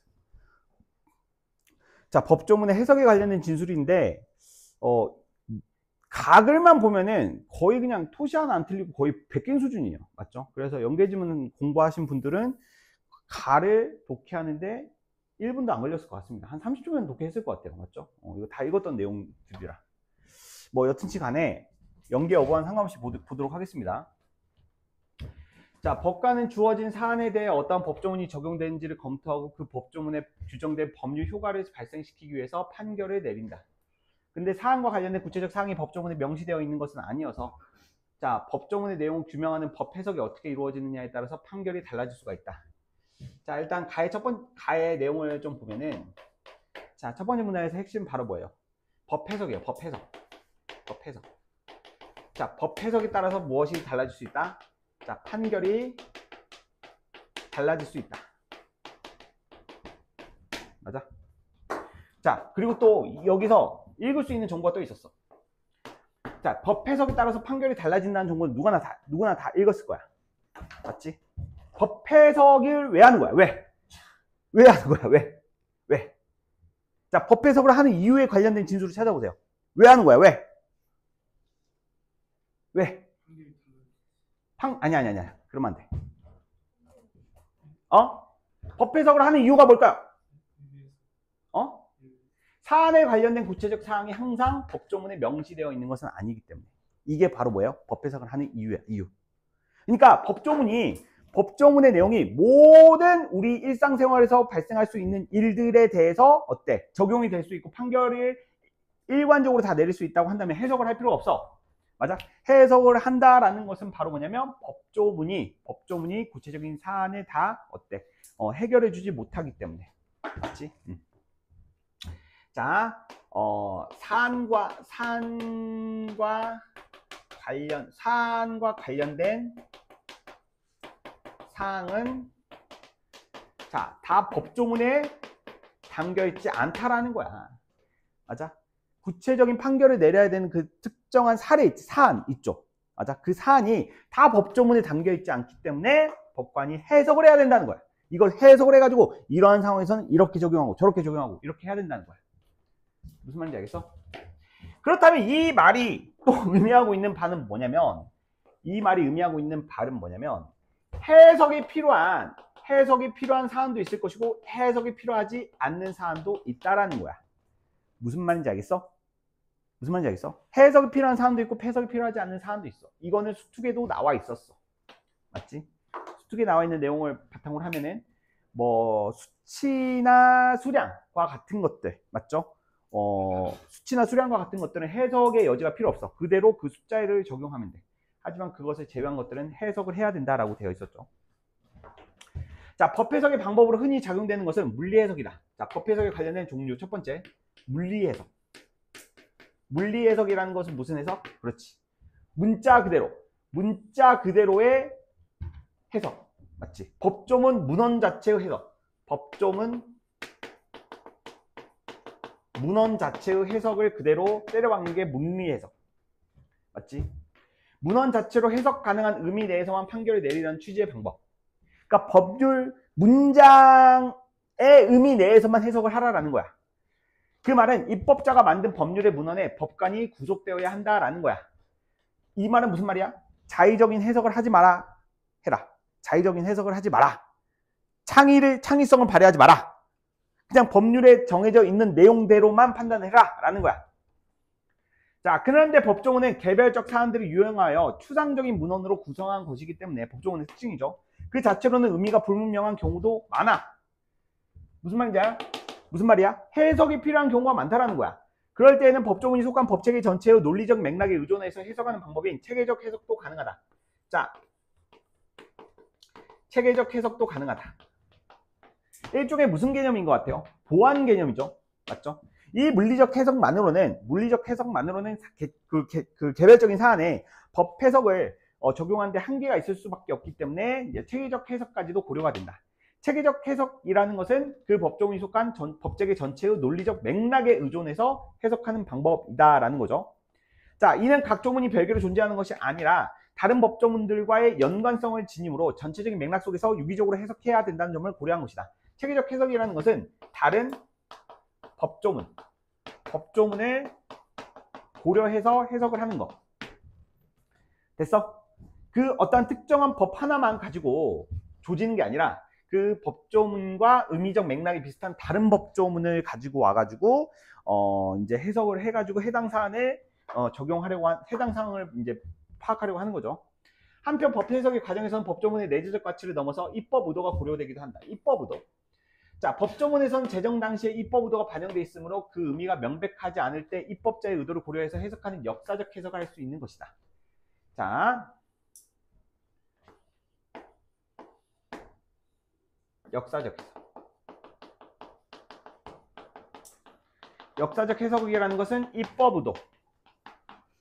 의도를 밝혀서 해석하는 건데, 이거는 과거 법률을 제정했을 때 당시의 논의나 참고 자료들을 고려해가지고 그 법이 실질적으로 그 법의 입법자들이 이 법을 통해서 실현하고자 하는 법적 가치가 무엇인지를 따지면서 개별적인 사안의 법률의 의미를 적용시키려고 하는 시도라고 볼 수가 있을 것 같아요. 맞죠? 자, 법관의 자의적이고 정치적인 법 해석을 막기 위해 시도된 방법이다. 맞지? 자, 과거의 입법 과정이나 입법의 의도를 밝히려고 했다는 것은 입법자의 의도를 현재 법을 해석하려고 하는 법관의 해석보다 더 중요한 가치 체계로 보았기 때문에 자, 이러한 해석이 있다라고 볼 수가 있을 것 같아. 자, 그 다음에 네 번째는 목적론적 해석이라는 건데, 자, 목적론적 해석이라는 것은 과거의 입법 상황에 입법 배경에 구속되는 거 아니야. 그와 달리 법조문 내재적 가치를 넘어서는 또 다른 방법인 목적론적 해석. 맞지? 내재적 가치를 넘어선대. 자, 일단은 얘는 내재적 가치를 넘어선대. 야, 이게 무슨 말일까, 얘들아? 법조문이 가지고 있는 해석의 내재적 가치를 넘어선대. 내재적 가치를 넘어선다라는 것은 문헌 자체의 의미를 넘어선다라는 말로 이해를 해봐야 돼. 문헌 자체의 의미. 그러니까 물리적 해석에서 중요시 여기는 법조문 문헌 자체 내에서의 의미를 넘어서는 해석이라고 볼 수가 있는 거야. 맞지? 또 다른 방법인 목적론적 해석은 법관이 현행 법질서 안에서 법의 목적 및 취지를 파악하고 법이 실현하는 이념과 가치에 부합하도록 법조문을 해석하는 방법이래. 자, 이 목적론적 해석이라는 것은 현행 법질서 안에서 현행 법질서 안에서 이제 법의 취지나 목적을 밝히는 건데, 자, 딱 봐도 어때? 비교될 만한 지점이 바로 뭐야? 야, 얘네 과거에 그 법률이 만들어졌던 그 입법자의 의도를 중요시 여기는 해석 방법이라 볼 수가 있을 것 같은데, 얘는 아무리 봐도 입법자보다는 법을 만들었던 입법자의 과거, 입법 의도를 따지는 것보다는 현재 그 법 질서, 현재를 살아가고 있는 법관이 현재의 법 질서나 이런 것들을 고려를 해가지고 이제 판단을 하는, 자, 그러한 해석을 중시하는 방법이라고 볼 수가 있겠죠. 자, 이때의 인연과 가치는 입법자에 의해서 정해지는 것이 아니고 현재의 사회적 현실에 비추어 밝혀질 수 있는 것이다 라는 말이, 자, 이 진술의 근거를 조금 더 강화시킨다라고 볼 수가 있을 것 같아요. 실제 재판에서는 다양한 해석 방법이 동원되면서 서로 충돌이 일어나기도 하고, 같은 해석 방법을 취하더라도 상이한 결론에 이르는 경우도 생긴다. 여러 가지 해석 방법이 서로 충돌이 된다는 말이죠. 대법원에 물리 해석을 우선시 여긴다는 원칙을 밝힌 바 있으나 수축에서도 그런 말이 나오고 있기는 해요. 이게 원칙이다. 원칙인데, 근데 딱 봐도 무슨 정보가 나와? 예외 정보가 나오죠. 법조문의 내용에 의견이 분분할 때에도 대법원도 물리 해석에 배치되는 판결을 내리기도 한다라는 것은 바로 뭐냐면, 법조문의 내용에 대해서 의견이 분분할 때, 이 말은 뭐냐면 물리 해석만으로는, 맞죠? 해석이 조금 힘들다라고 판단이 될 때는 2, 3, 4가 어때? 섞일 수가 있다. 뭐 이런 식의 예외 정보가 나오기도 합니다. 자, 나글을 볼게요. 나글. 자, 공무원의 직무상 불법 행위로 인해 손해를 입은 피해자는 그 공무원에게 직접 책임을 물을 수 있을까? 이와 관련해서 헌법 29조 1항에서는 공무원의 직무상 불법 행위로 인한 손해는 법률이 정하는 바에 의해서 국가 또는 공공단체가 배상을 하고, 이 경우 공무원 자신의 책임을 면제되지 아니한다. 공무원 자신도 어때? 책임을 져야 된다 라는 규정이 있대. 자, 하며 국가 등의 배상 책임 원칙을 적시 그대로 적으면서도 공무원 자신의 책임은 면제되지 않는다는 단서를 두고 있대. 단서를. 무슨 말인지 알겠어? 자, 그렇다면 잘 보세요. 여기에서 이거를 우리가 독립적인 두 글로 읽으면은, 맞지? 이 적시하면서도 단서를 두고 있다라는 말을 그냥 지나칠 거야. 무슨 말인지 알겠어? 그러니까 너희들이 독해를 했던 그 과정들을 반추해봐. 나글의 이 첫 번째 문단을 읽으면서, 이 정보를, 맞지? 이 정보를 가와 연결시키려는 시도를 했냐 이거야. 가 글은 뭐였어? 법 해석에 관련된 이러쿵 저러쿵 쿵쿵쿵 뭐 이런 거였잖아. 맞지? 법조문의 해석은 뭐 이런 것들이 여러 가지가 있다. 그러니까 법에 대한 해석 부분이었어. 해석. 맞지? 이 단서 규정의 해석에 관해 대법원에서 세 입장이 대립한 바가 있대. 그러면서 그냥 여기서 이 단서에 대해서 그냥 이 단서 규정의 해석에 관련해서 라는 말은 뭐냐면, 봐봐. 국가 등의 배상 책임 원칙을 적시하는 것은 지금 해석을 하는 부분이야, 해석을 하지 않는 부분이야? 해석을 하지 않는 부분이야. 그러니까 가에서는 우리 법관이 판결을 할 때 법 해석에 따라 달라진다고 했고, 이건 뭐 당연한 진술이니까. 자, 사항과 관련된 사항을, 자, 어때? 해석을 하는 것이 이제 법조문이잖아. 맞지? 법의 해석이잖아. 자, 중요한 거는 해석이라는 것은 구체적으로 달라질 수 있는 사안에 대해서 법관이 그 법의 내용을 해석하는 거야. 해석을 하는 건데, 해석을 하는 게 무조건 디폴트 값은 아니고, 해석을 안 하고 법조문은 그대로 적용해서 판결하는 경우도 있어. 무슨 말인지 알겠어? 그 말은 뭐냐면, 국가 등의 배상 책임의 원칙을 적시한다라는 말은 뭐야? 이 부분. 공무원의 직무상 불법 행위로 인한 손해는 법률이 정하는 바에 의해서 국가 또는 공공단체가 배상하고까지는 무슨 말이야? 여기서는 해석을 하지 않고 이건 뭐야? 그대로 적용한다는 거야. 무슨 말인지 알겠어? 예외 없어. 그냥 그대로 법에 있는 내용대로 적용한다는 거야. 법관은 여기서 해석을 못해. 근데 법관이 해석해야 되는 부분은 뭐야? 공무원 자신이 책임은 면제되지 아니한다고 하는 부분은 어때? 해석의 여지가 있다는 거야. 이해돼? 해석의 여지가 있다라는 것을 어떻게 알고 있어요, 선생님? 여기 나와 있잖아. 이 단서, 무슨 단서? 공무원의 책임은 면제되지 않는다는 단서. 이 단서는 해석의 여지가 있기 때문에 여러 의견이 나뉜다. 여기서부터 출발해야 돼. 됐어? 무슨 말인지 알겠어? 국가 또는 공공단체는 무조건 배상을 해야 돼. 이건 적시되어 있기 때문에 해석의 여지가 없어. 근데 그 잘못을 저지른 개별 공무원이 책임을 지냐 마느냐는 해석의 여지가 있다는 거야. 그래서 거기서 출발을 해야 된다. 그러면 좀 쉬워져. 그러면. 자, 그랬을 때 기억의 의견, 니은의 의견, 디귿의 의견. 자, 비교를 해보면 기억의 별개 의견. 자, 별개 의견이란 자, 공무원 개인의 손해배상 책임을 가장 넓게 인정을 했어. 자, 별개 의견이라는 최종 의견인 다수 의견과 주된 의견은 주된 결론은 같지만 그에 이르는 논리가 다른 입장을 말한대. 자, 물리 해석에 충실한 것으로 평가받는 이 의견에 따르면 자, 물리 의견에 충실하되 그러니까 법적인 문헌 내에서의 해석에만 충실을 하되 자, 단서 규정에서 이 경우는 문헌으로 보아 직무상 불법 행위로 손해를 입힌 경우로 해석하는 것이 타당하므로 공무원 개인의 배상 책임을 인정해야 된다. 또는 불법 행위라는 법정 용어는 고의나 과실로 인한 위법적 행위를 의미하므로 공무원은 경과실만 있더라도 책임을 져야 된다. 그러니까 별개의 의견은 물리 해석의 의거에서 해석을 하는 거고 어찌됐건 간에 뭐 이게 과실이 크든 작든지 간에 공무원은 그 불법 행위에 대해서 무조건 배상을 해야 된다라고 보는 입장이 별개의 의견의 입장이야. 근데 다수견과 주된 결론은 같대. 다수견은 밑에 나와 있지. 여기서 이제 확인했을 거 아니야.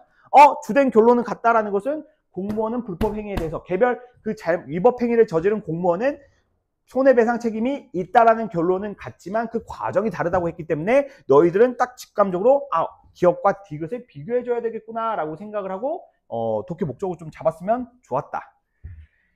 자, 그리고 이와 달리 반대 의견은 목적론적 해석에 충실하게 자, 국가배상 책임의 본질을 비추어 단서 규정을 해석했다. 이는 국가가 책임 부담함으로써 피해자 보호를 두텁게 하여 공무원의 직무 수행에 안정성을 도모하는데 오늘날 이 제도를 실행하는 데 목적이 있으므로 공무원 개인에게 손해배상 책임을 묻지 않는다. 오케이? 그건 국가가 다 처리를 한다. 무슨 말인지 알겠어?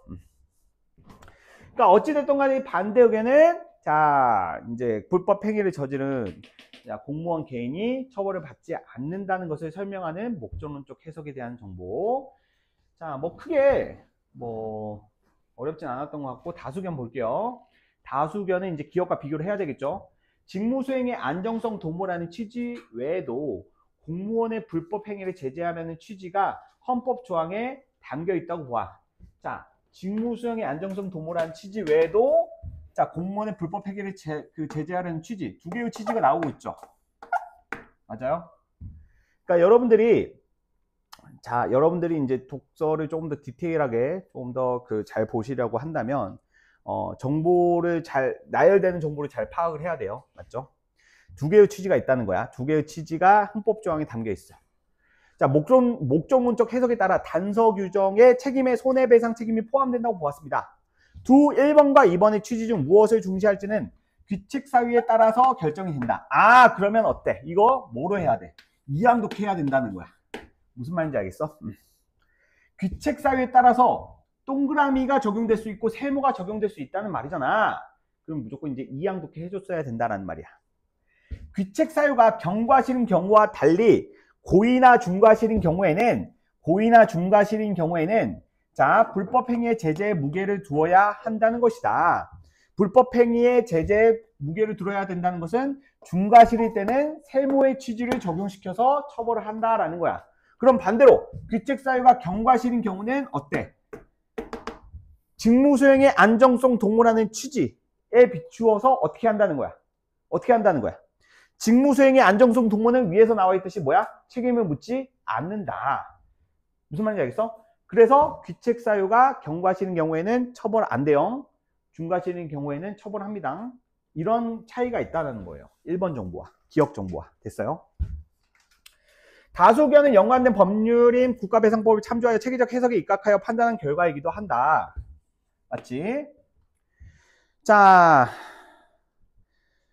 국가배상법 2조 2항은 공무원이 직무 수행 중 고의나 과실로 입힌 손해에 대해 국가가 배상하였을 때 공무원에 대한 구상권 행사 범위를 무슨 고의나 중과실로 한정한다는 조항이다. 구상권이라는 게 뭡니까? 구상권이 뭐예요? 구상권.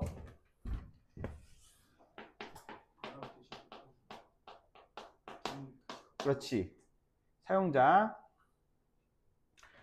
밑에 뭐라고 해야 될까? 노동자, 피사용자? 피사용자라고 해야 되나?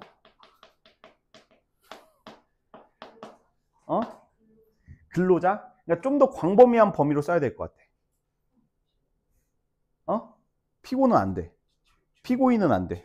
채무자 안 돼. 그러니까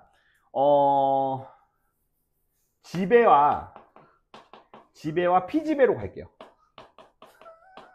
그러니까 단순히 이제 구상권의 개념을 설명하기 위해서는 국가와 공무원을 포함해서, 맞죠? 일반적인 개인 사업체의 사장과 직원까지도 다 포함하는 개념이기 때문에, 자, 어떠한 지배자가 있고 그 지배를 받는 지배에 종속적인 피지배자가 있다고 가정을 했을 때, 피지배자가 불법 행위를 했어. 맞지?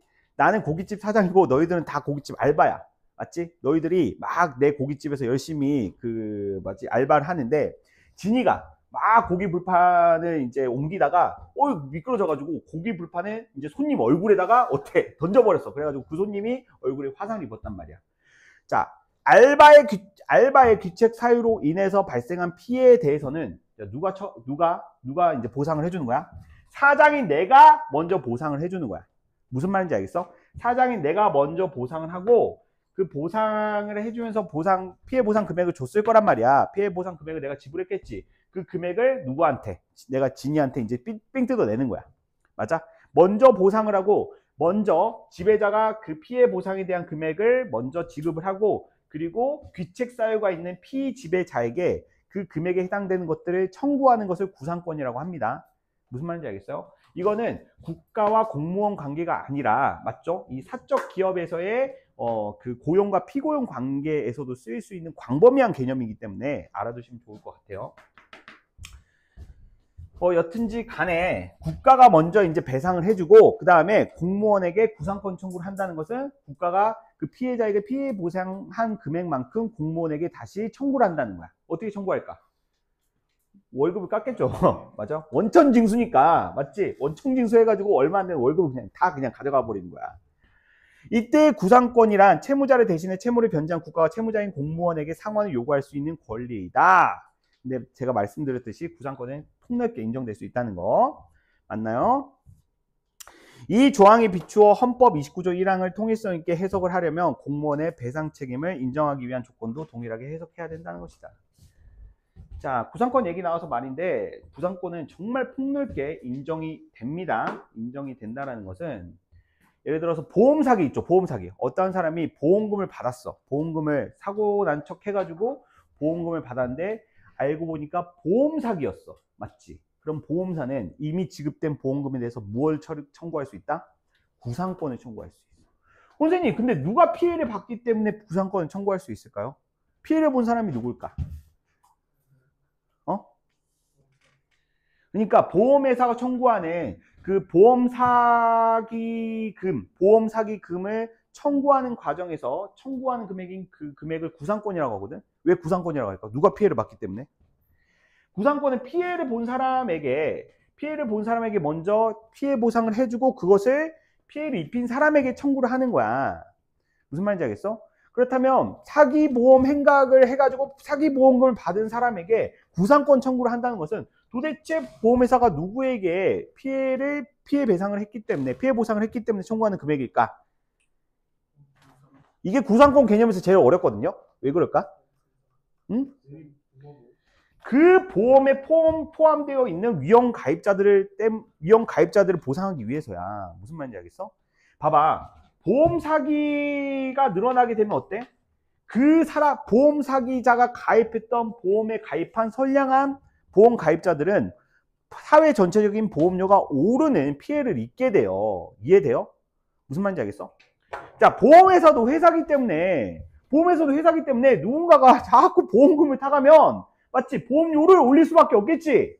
그 보험료 인상에 대한 부담은 누가 가져간다는 거야? 그렇지. 선량한 보험 가입자들이 가져간다는 거야. 그런 피해자들이 발생하기 때문에 이제 구상권을 청구할 수 있다라는 개념인 거예요. 알겠죠? 그냥 알아두세요. 구상권 나왔기 때문에.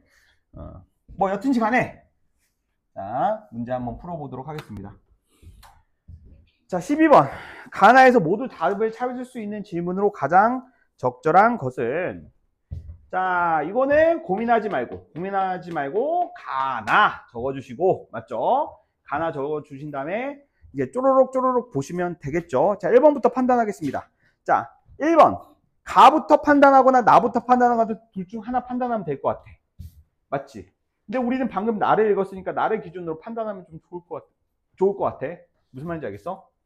물론 가를 읽고 가와 관련된 문제 풀고 뭐 이런 친구도 있겠지만, 맞죠? 일단은 가나를 다 읽고 접근한다고 했을 때 방금 전에 나의 글을 읽었기 때문에 나의 글이 머릿속에 남아있겠죠. 1번. 대법원이 우선시 여긴다고 밝힌 법 해석은 무엇인가? 나에 있었어? 없었어? 나에 그거 없었어. 가에는 있긴 했었지. 물리에서.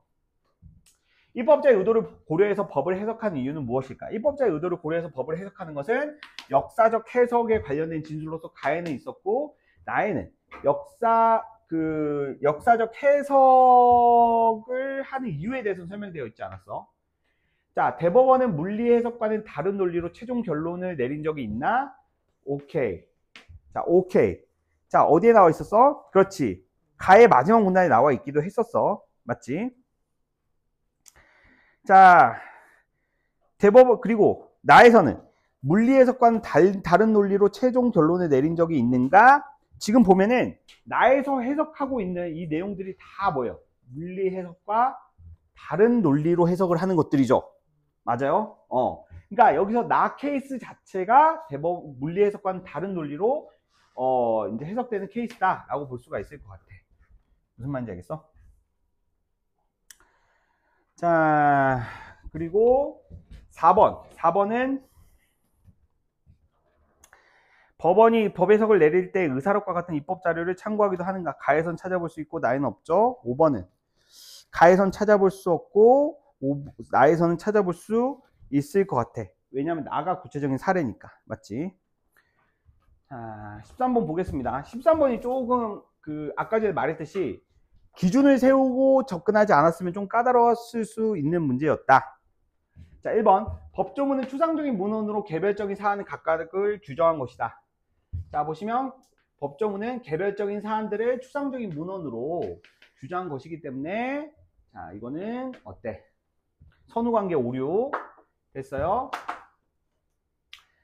자, 생각을 해보면 개별적인 사안들을 추상적인 문헌으로 했기 때문에, 그렇기 때문에 이 추상적인 문헌이 개별적인 사례에 다 적용될 수 있다는 거야, 없다는 거야? 없기 때문에 해석이 필요하다는 거죠. 맞나요? 2번. 개별 법조문은 법제계 전체의 맥락에서 유기적으로 해석된 후에야 판결에 쓰일 수가 있다. 이게 무슨 말이야? 법체계 전체의 맥락에서 유기적으로 해석된다라는 말이 무슨 말이에요? 체계적 해석에 대한 말이죠. 체계적 해석이 있어야지만 판결에 쓰일 수 있다는 건데, 체계적 해석은 필수적인 과정이 아니라 법의 해석의 여러 가지 방법 중 하나일 뿐이고, 그리고 필수적인 것도 아니에요. 그리고 또한 여기에 플러스 법 해석이 있어야지만 판결이 될 수가 있습니까? 아니야. 법의 해석 없이도 판결이 될 수가 있어. 무슨 말인지 알겠어? 법의 해석이 없이도 판결이 될 수가 있어. 법이 해석이 있어야지만 판결이 될 수 있는 것은 구체적인 사안이 법에서 정해놓은 내용과 달라가지고 해석이 필요한 경우 그 해석을 통해서 판결이 내려질 수 있다는 거지, 해석 자체가 판결의 무조건 필수 조건은 아니라는 거야. 알겠어? 3번. 법조문에는 법률 효과가 규정되어 있지 않으므로 법관은 법 해석을 통해서 이를 판단을 해야 된다. 법률 효과의 부재 때문에 법 해석을 해야 되는 것이 아니라 구체적인 사안에 관련된 내용이 없기 때문에 법관이 법 해석을 한다라고 봐야 되겠죠. 됐어요? 그래서 이 문제는 사실 13번에 4번이 이거는 좀 그대로 나와 있죠. 구상권은 국가가 손해를 배상할 때 발생을 한다. 이건 좀 쉽게 판단할 수 있었지만 4번의 선택지 난도와는 별개로 1번, 2번, 3번을 어떻게 이제 소구할 수 있었느냐가 실력인 것 같아요. 그러니까 4번이 답이라서 답인 근거를 아는 건 중요하지 않아. 중요한 거는 4번까지 올 수가 있었어야 돼. 무슨 말인지 알겠어? 4번까지 오는 과정에서 1, 2, 3번의 선지를 논리적으로 완벽하게 소화할 수 있었어야 되는 독해력이 필요했던 문제다. 단지 4번만 답을 고르는 것은 의미가 없다. 됐어? 자, 5번 볼까요? 29조 1항은 공무원이 직무와 관련 없이, 이건 여기서 이제. 자, 14번 보겠습니다. 가를 바탕으로 할 때 법 해석 방법에 대한 설명으로 적절하지 않은 것은, 이것도 조금 까다로웠던 것 같아요. 물리 해석은 체계적 해석에 비해 법조문의 문헌이 법관이 구속되어야 한다는 원칙에 더 부합하는 방법이다. 자, 법조문의 문헌과 법관의 해석 중 물리 해석은 무엇을 더 중요시 여기는 입장이야? 법조문의 문헌을 더 중요시 여기는 입장이지. 법조문의 문헌, 문장, 어구 내에서 법관은 해석을 해야 된다라는 입장이잖아. 창의적인 크리에이티브한 해석하면 안 된다라는 말인데, 그 말의 의미를 정확히 이해를 했다면, 이 문장의 논리 구조만 오류 없이 해석할 수만 있다고 한다면, 이거는 1번은 어렵지 않게, 그래 맞아, 법관 해석은 그 법조문의 문헌에 구속되어야 돼, 창의적인 해석을 하면 안 돼, 이런 말로 이해를 할 수가 있었으면 될 것 같아요. 자, 2번 체계적 해석은 역사적 해석과는 달리 각 법조문 문헌 자체만으로 해석 가능한 의미 내에서의 판결을 추구하는 방법이다. 자, 각 법조문의 문헌 자체만으로 해석 가능한 의미 내에서의 판결은 바로 뭡니까? 물리 해석에 대한 정보 아닌가요? 물리 해석에 대한 정보. 법조문 내에서의 의미로만 판단하려고 하는 건 물리 해석이에요. 물리 해석. 자, 물리 해석을 추구하는 방법이다라고 되어 있기 때문에, 자, 이거는 답이 될 수가 없을 것 같아요. 기본적으로 체계적, 역사적, 그리고 목적론적 해석은 물리 해석과는 별개로 이게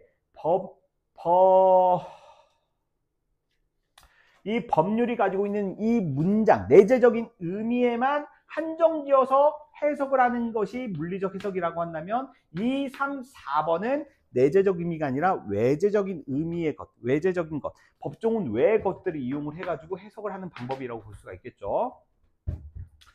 부정 발문이니까 다 보도록 할게요. 역사적 해석은 목적론적 해석과 마찬가지로 법조문의 내재적 가치 체계를 넘어서는, 그렇지, 역사적 해석, 목적론적 해석과 달리 입법자의 의도에 반하는 자의적인 법 해석을 막기 위해 시도된 방법이다. 자, 그렇죠. 입법자의 의도에 반하는 자의적인 법 해석. 자의적인 법 해석 누구? 그렇지. 이 법관의 자의적인 해석을 막기 위해서 입법자의 의도를 밝히는 해석 방법이야. 그러니까 입법자의 의도를 중요시하는 법 해석 방법이기 때문에 맞다고 볼 수가 있을 것 같아요. 목적론적 해석은 물리 해석과는 달리 현재의 사회적 현실을 고려해서 법조문 의미가, 그렇지, 현재의 사회적 의미를 밝혀서 해석하는 방법인데, 여튼지 간에 이 문제를 통해서 요 4개를 비교하는 문제는 어때? 끝나버렸다! 이렇게 생각을 해보면 좋을 것 같아요. 자, 가에 대한 이해로 적절하지 않은 것을, 가 어딨냐? 이 단서 규정의 해석, 단서 규정의 해석. 부정 발문이니까 하나하나 봐야 되겠죠. 가에서 주안점은 공무원 자신의 책임에 법적 의미가 무엇인지를 밝히는데 있었다. 자, 가에서의 주안점은, 그렇지, 공무원 자신의 책임의 법적 의미가 무엇이냐에 따라서 그 책임의 주체가 될 수 있냐 없냐에 따라서 해석이 3가지로 나뉘었었죠. 자, 가는 대법원의 최종 결론이 정해지거나 결론에 이르는 논리가 형성되는 데에 영향을 미쳤다. 그렇지, 그것이 기억니은데 그 3가지. 3번, 가에는 공무원의 직무상 불법 행위에 대해서 국가나 공공단체가 배상해야 되는지에 대한 해석이 포함되어 있다. 아까 전에 말씀드렸지만 국가나 공공단체가 배상해야 되는지에 대한 해석은 다루고 있지 않아요. 아까 말씀드렸지만 뭐예요? 국가나 공공단체가 배상을 하고, 여기까지 국가 등의 배상 책임 원칙을 적시 그대로 드러냈다는 거야. 그대로 드러냈기 때문에 이건 해석의 여지가 없어. 이대로 적용하면 되는 거야. 해석의 여지가 있는 것은 공무원 자신의 책임은 면제되지 아니한다라는 이 단서 조항에 대한 해석의 여부가 갈리는 거야. 그랬을 때 공무원 자신의 책임은 면제되지 아니한다 해서 폭넓은 책임을 인정하는 기업, 책임을 인정하지 않는 니은, 일부분의 책임만 인정하고 일부분의 책임, 중과실에 관련된 내용만 책임 인정하고 경과실에 관련된 책임을 인정하지 않는 디귿, 이렇게 3가지로 나뉘는 거야. 됐어? 됐어? 힘들어. 좀 쉬겠습니다. 좀 쉬고 이어서 하도록 하겠습니다. 오늘은 문학은 좀 빠르게 좀 진행을 하고, 문학을 좀 가볍게 설명하고 넘어가는 것들은 좀 개별 지문으로 좀 대체를 할게요. 알겠죠?